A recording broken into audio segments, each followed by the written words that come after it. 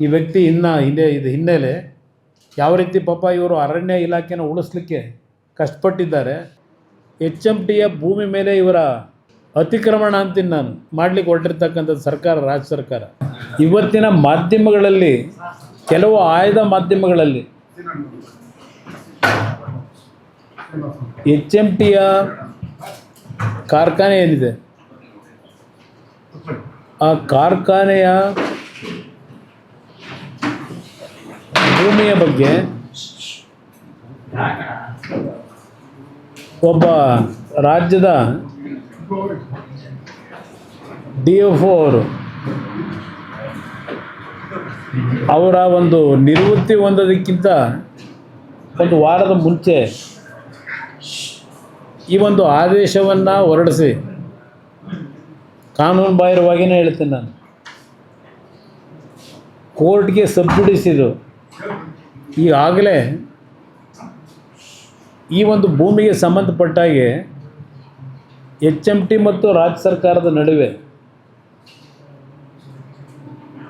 ಇನ್ನೂ matter close ಆಗಿಲ್ಲ. ಇವತ್ತು ಅಲ್ಲಿ ವಾದ ಪ್ರತಿವಾದದ ಹಂತದಲ್ಲಿ ಇರ್ತಕ್ಕಂಥದ್ದೇನಿದೆ, ಈ ಅಧಿಕಾರಿಗೆ ಯಾವುದೇ ರೀತಿಯ ಒಂದು ಆದೇಶವನ್ನು ಮಾಡ್ತಕ್ಕಂಥದ್ದಕ್ಕೆ ಕಾನೂನು ಬಾಹಿರವಾಗಿ ತೆಗೆದುಕೊಂಡಂಥ ನಿರ್ಧಾರ ಇದೆ. ಕೋರ್ಟ್ನ ತೀರ್ಪು ಬರದೆ ಇವರೇ ಏಕಾಏಕಿ ಏನೋ ಒಂದು ಸುಮೋಟೋ ತಗೊಂಡಿದ್ದಾರೆ ನಿರ್ಧಾರ. ಬಹುಶಃ ಈ ರಾಜ್ಯದ ಕಾಂಗ್ರೆಸ್ ಸರ್ಕಾರಕ್ಕೆ ಯಾವುದೇ ಸರ್ಕಾರಿ ಸ್ವಾಮ್ಯದ ಕಾರ್ಖಾನೆಗಳು ಉಳಿಬಾರ್ದು ಅಂತಕ್ಕಂಥದ್ದು ಇವರು ತೀರ್ಮಾನಕ್ಕೆ ಬಂದಿದ್ದಾರೆ. ಈ ಸರ್ಕಾರದ ಹಲವಾರು ರೀತಿಯ ತಪ್ಪು ನಿರ್ಧಾರಗಳಿಂದ ಈಗಾಗಲೇ NGFನ ಭೂಮಿಯ ಒಂದು ಅಕ್ರಮಗಳನ್ನೇನು ನಡೆಸಿದ್ರು, ಇವತ್ತು ಈ ಒಂದು ನಿಮ್ಮ ಮೈಸೂರು ಪೇಪರ್ ಮಿನರಲ್ಸು ಅದರ ಹಣೆಬರ ಏನಾಗಿದೆ ಶಿವಮೊಗ್ಗದಲ್ಲಿ. ಈ ಕಾರ್ಖಾನೆಯನ್ನು ನಾವು ಪುನಶ್ಚೇತನಗೊಳಿಸಬೇಕು ಅಂತ ಹೇಳಿ ನಾನು ಕೇಂದ್ರದಲ್ಲಿ ಮಂತ್ರಿ ಆದಮೇಲೆ ಕೇಂದ್ರ ಸರ್ಕಾರದ ಒಂದು ಡಿಸ್ಇನ್ವೆಸ್ಟ್ಮೆಂಟ್ನ ತೀರ್ಮಾನಗಳೇನಾಗಿದೆ ಅದನ್ನು ಹಿಂಪಡೆದು ಕ್ಯಾಬಿನೆಟ್ನಲ್ಲಿ ಈ HMTಯ ಒಂದು ಕಾರ್ಖಾನೆಗಳಿಗೆ ಪುನಶ್ಚೇತನ ಕೊಡಬೇಕು ಅಂತ ನಾನು ಹೊರಟಂಥ ಸಂದರ್ಭದಲ್ಲಿ ಕಳೆದ ಬಹುಶಃ 1 ವರ್ಷದಿಂದ ಹಿಂದೆ ಇದ್ದಂಥ ಅರಣ್ಯ ಸಚಿವರನ್ನು ಒಳಗೊಂಡಂತೆ HMTಯ ಭೂಮಿ ಮೇಲೆ ಇವರ ಅತಿಕ್ರಮಣ ಅಂತೀನಿ ನಾನು ಮಾಡಲಿಕ್ಕೆ ಹೊರಟಿರ್ತಕ್ಕಂಥದ್ದು ಸರ್ಕಾರ, ರಾಜ್ಯ ಸರ್ಕಾರ. ಈ ಕಾರ್ಖಾನೆ ಪ್ರಾರಂಭ ಆಗಿದ್ದು 1960-65 ಆಸ್ಪಾಸ್ನಲ್ಲಿ. ಮೈಸೂರು ಅರಸರು ಆ ಒಂದು ಸಂದರ್ಭದಲ್ಲಿ ಇನ್ನೂ ನಮ್ಮ ಫಾರೆಸ್ಟ್ನ ಕೆಲವು ಆ್ಯಕ್ಟ್ಗಳು ಬರೋದಕ್ಕಿಂತ ಮುಂಚೆನೇ ಅದೆಲ್ಲ ಒಂದು ಭಾಗ ಆಮೇಲೆ ಚರ್ಚೆ ಮಾಡ್ತೀನಿ. ನಿರಂತರವಾಗಿ HMT ಕಾರ್ಖಾನೆ ದೇಶದಲ್ಲೇ ಪ್ರಥಮ ಸ್ಥಾನದಲ್ಲಿ ಸಾವಿರಾರು ಕುಟುಂಬಗಳ ಬದುಕಿಗೆ ಶಕ್ತಿ ತುಂಬಿದಂಥ ಒಂದು ಕಾರ್ಖಾನೆ ಇದು. ಇದು ಬರೀ ಕೇವಲ ಕರ್ನಾಟಕದಲ್ಲಿ ಅಷ್ಟೇ ಸೀಮಿತವಾಗಿಲ್ಲ. ಹೈದರಾಬಾದ್ನಲ್ಲಿ ಸುಮಾರು 1200 ಎಕರೆ ಭೂಮಿ ಇದೆ ಒಡೆತನದಲ್ಲಿ HMT. ಈ ಬೆಂಗಳೂರು ಕರ್ನಾಟಕದಲ್ಲಿದ್ದಂಥ HMTಯಲ್ಲಿ ಬಂದಂಥ ಲಾಭಾಂಶದಲ್ಲಿ ಯಾವುದೇ ರೀತಿಯ ಸರ್ಕಾರದ ನೆರವುಗಳು ದೊಡ್ಡ ಮಟ್ಟದಲ್ಲಿ ದೊರಕದೇ ಇದ್ದರು. ದೇಶದ 6 ಭಾಗದಲ್ಲಿ ಬೆಂಗಳೂರಿನಲ್ಲಿ ಉತ್ಪಾದನೆ ಅಂತ ಸಂಪತ್ತಿನಿಂದ ಹಿಂದೆ ಈ HMTಯ ಸ್ವಾಮ್ಯ ಅಡಿನಲ್ಲಿ ಕಾರ್ಖಾನೆಗಳು ಪ್ರಾರಂಭ ಆಗಿ ನಡೆದಂಥದ್ದು ಯಶಸ್ವಿಯಾಗಿ. ಪಕ್ಕದ ಕೇರಳದಲ್ಲಿ ಕಾಲಾಮಸೂರಿ ಅಂತಕ್ಕಂಥ ಪ್ರದೇಶದಲ್ಲಿ ಒಂದು ಒಳ್ಳೆಯ ಉತ್ತಮವಾದ ಕಾರ್ಖಾನೆ ನಡೀತಾ ಇತ್ತು, ಈಗಲೂ ನಡೀತಾ ಇದೆ. ಹೈದರಾಬಾದ್ನಲ್ಲಿ ನಡೀತಾ ಇದೆ. ಅಲ್ಲಿಂದ ಡೈರಿಗೆ ಸಂಬಂಧಪಟ್ಟಂಥ ಮ್ಯಾನುಫ್ಯಾಕ್ಚರ್ ಮಾಡ್ತಕ್ಕಂಥದ್ದು ನಮ್ಮ ಉತ್ತರಾಖಂಡಲ್ಲಿ ನಡೀತಾ ಇರತಕ್ಕಂಥದ್ದು ಇರ್ಬೋದು. ಹೀಗೆ ಹಲವಾರು ಭಾಗದಲ್ಲಿ ಮತ್ತು ಪಿಂಜೋರ ಅಂತೇಳಿ HMT ಟ್ರ್ಯಾಕ್ಟ್ರಿಗಳು ಒಂದು ಕಾಲದಲ್ಲಿ ಭಾಳ ಫೇಮಸ್ ಇತ್ತು.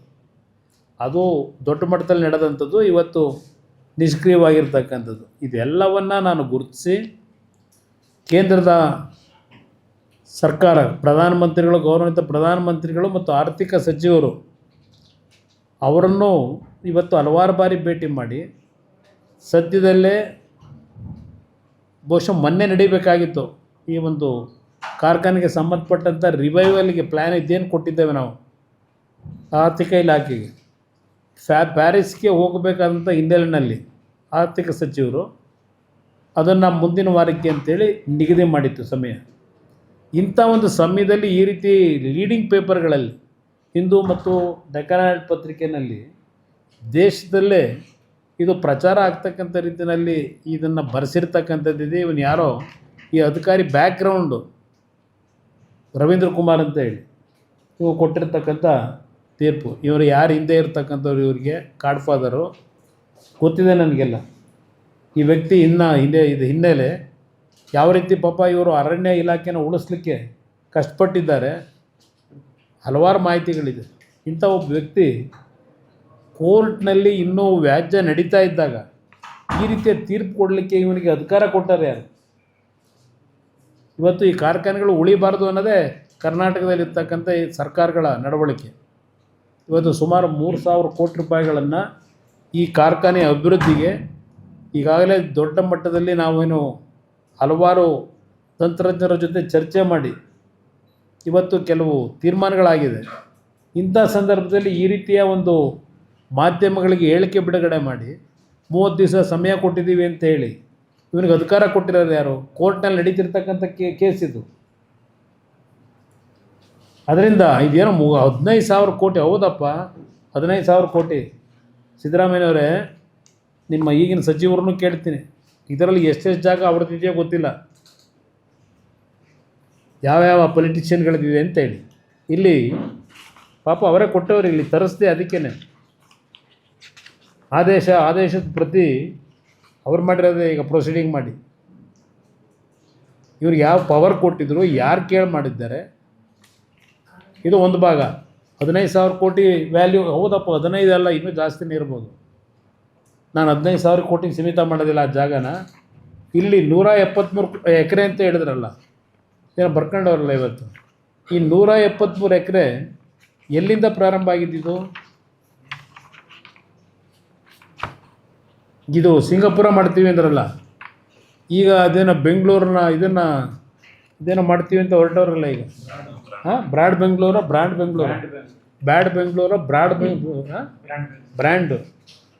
ಬ್ರ್ಯಾಂಡ್ ಮಾಡೋಕ್ಕೆ ಹೊರಟವ್ರಲ್ಲ.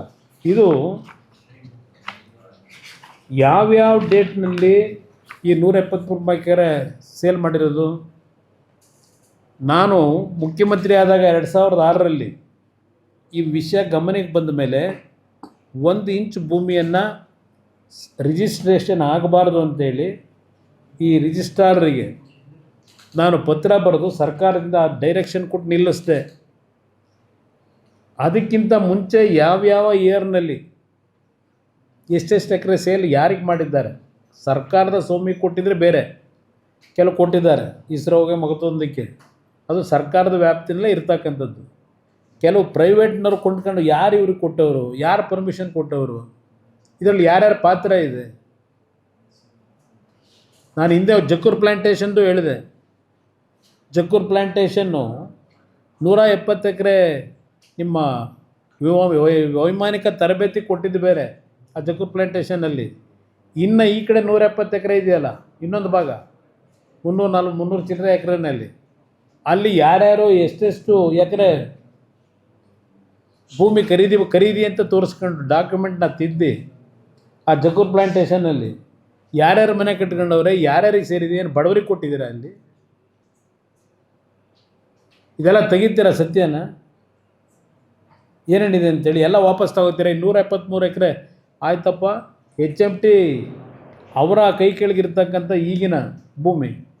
ಏಕೆಂದರೆ ಅಲ್ಲಿ ಡೆವಲಪ್ ಎಲ್ಲಿದೆ? ಅರಣ್ಯಲ್ಲಿ ಏನಾದರೂ ಫಾರೆಸ್ಟ್ ಇದೆಯಾ? ಅಲ್ಲಿ ಬಿಲ್ಡಿಂಗ್ಗಳಿದ್ದಾವೆ. ಅಲ್ಲಿಗೆ ಹೋಗ್ಬಿಟ್ಟು ಏನು ಫಾರೆಸ್ಟ್ ಮಾಡೋದಕ್ಕೆ ಕೊಟ್ಟಿದ್ದೀರಪ್ಪ, ಫಾರೆಸ್ಟ್ ಲ್ಯಾಂಡ್ ಅಂತ ತಗೋತೀರಿ. ಕೆಲವು ದೊಡ್ಡ ದೊಡ್ಡ ಮಲ್ಟಿ ಸ್ಟೋರ್ ಬಿಲ್ಡಿಂಗ್ ಕಟ್ಕೊಂಡವ್ರಲ್ಲ, 20-30 ಫ್ಲ್ಯಾಟ್ನ ಅಡಿ ಇದು ಒಂದೊಂದು ಫ್ಲೋರ್ನ ತೆಗಿತೀರ ಅವ್ರನ್ನೆಲ್ಲ. ಏನು ಆ್ಯಕ್ಷನ್ ತಗೋತೀರಿ? ಇಲ್ಲಿ ಯಾವ್ಯಾವ ಡೇಟಲ್ಲಿ ಸೇಲ್ ಆಗಿದೆ ರಿಜಿಸ್ಟ್ರ್ ಮಾಡಿಕೊಟ್ಟವ್ರೆ, ಇಲ್ಲಿದೆ ಇಟ್ಕೊಂಡಿದ್ದೀನಿ, ಯಾವ್ಯಾವ ಡೇಟಲ್ಲಿ ಮಾಡಿದ್ದಾರೆ ಅಂತಕ್ಕಂಥದ್ದಕ್ಕೆ. ಒಂದು ಕೋರ್ಟ್ನಲ್ಲಿ ಇನ್ನೂ ವ್ಯಾಜ್ಯ ನಡೀತಿದ್ದಾಗ ಇದ್ರ ಬಗ್ಗೆ ಏಕಾಏಕಿ ಈ ಅಧಿಕಾರಿಗೆ ಪ್ರೇರೇಪಣೆ ಕೊಟ್ಟವ್ರು ಯಾರು? ಯಾವ ಕಾರಣಕ್ಕೆ ಕೊಟ್ಕೊಂಡಿದ್ದೀರಿ ಸರ್ಕಾರದಲ್ಲಿ? ಇಂಥ ಅಧಿಕಾರಿಗೆ ಅಧಿಕಾರ ಎಲ್ಲಿದೆ ಕೊಡ್ಲಿಕ್ಕೀಗ? ಕೊಟ್ಕೊಂಡವ್ರು 15/6/2026 ಮೊನ್ನೆ ರಿಟೈರ್ ಆಗವ್ರೆ 30ನೇ ತಾರೀಕು. ಇದು ಪರಿಸ್ಥಿತಿ ಇರತಕ್ಕಂಥದ್ದು. ನಾನು HMTಲಿ ಕೆಲಸ ಮಾಡ್ತಕ್ಕಂಥ ನೌಕರರಿಗೂ ಗಾಬರಿ ಆಗಬೇಕಾಗಿಲ್ಲ ಅಂತ ಹೇಳ್ತೀನಿ. ಇವತ್ತು HMTಯ ವಾಚ್ಗಳು ಸಂಪೂರ್ಣವಾಗಿ ಮುಚ್ಚೋಗಿತ್ತು ತಯಾರು ಮಾಡ್ತಕ್ಕಂಥದ್ದು. ಇವತ್ತು ಡಿಮ್ಯಾಂಡ್ ಮಾರ್ಕೆಟಲ್ಲಿ 1,000 ಮಾಡ್ತಾ ಇದ್ದಿದ್ದು ಈಗಾಗಲೇ ಮುಗಿದೋಗಿತ್ತಲ್ಲ, ಶುರು ಮಾಡಿ ಈಗ 9,000 10,000 ಪ್ರತಿದಿನ ಮಾಡ್ತಕ್ಕಂಥದ್ದಕ್ಕೆ ಈಗಾಗಲೇ ಒಂದು ಚಾಲನೆ ಕೊಟ್ಟಿದ್ದೇವೆ. ಇದು ಹಾಕಿರೋದು ಅಂಬೇಡ್ಕರ್ ಚಿತ್ರ ಇರತಕ್ಕಂಥ ವಾಚ್, ಇದು HMT ವಾಚ್. ಇವತ್ತು ಇದಕ್ಕೆ ಎನ್ಕರೇಜ್ಮೆಂಟ್ ಕೊಡಬೇಕು. ನೀವು HMT ವಾಚ್ ಅಷ್ಟೇ ಅಲ್ಲ, ಹಲವಾರು ಮೆಷಿನ್ ಟೂಲ್ಸ್ಗೆ ಇವತ್ತು ರಷ್ಯಾದ ಒಂದು ಕಂಪ್ನಿ ಸಹ ಒಂದು ನಮ್ಮ ಜೊತೆಯಲ್ಲಿ ಕೈ ಜೋಡಿಸ್ತಾ ಇದ್ದಾರೆ ಈಗ, ಅದನ್ನು ಇಂಪ್ರೂವ್ ಮಾಡ್ತಕ್ಕಂಥದ್ದಕ್ಕೆ.